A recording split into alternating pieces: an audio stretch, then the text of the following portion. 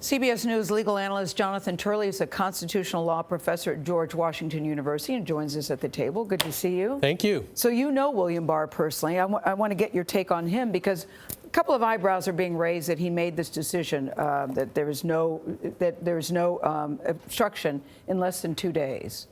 Actually, that he moved too quickly, maybe. I don't think that's true. I think that, quite frankly, I don't know any prosecutor that would bring this case to an actual court of law. It would be rather laughable. You predicted it 2 years ago. I did, and the fact is that it's very hard, actually, to obstruct something that is not an underlying crime. Now, President Trump made a really good effort at that. I mean, he almost counterpunched his way into an obstruction case.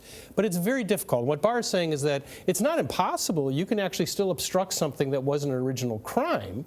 But in this case, there's really not the facts for that. He has other defenses to make. This is not, in my view, a close case on obstruction. To determine obstruction, would you have to know intent? And to know intent, would you have had to have a thorough interrogation of the president that wasn't had in this case? I think if there was an underlying crime of collusion, that issue would loom more significantly.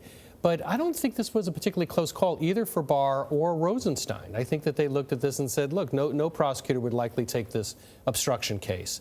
Now, having said that, that doesn't mean that he's exonerated. You know, the standard for presidents shouldn't be, hey, look, I actually wasn't indicted of felonies. I mean, we try to reach a slightly higher standard than that. So the fact is, much of what the president did was highly inappropriate and arguably acts of obstruction.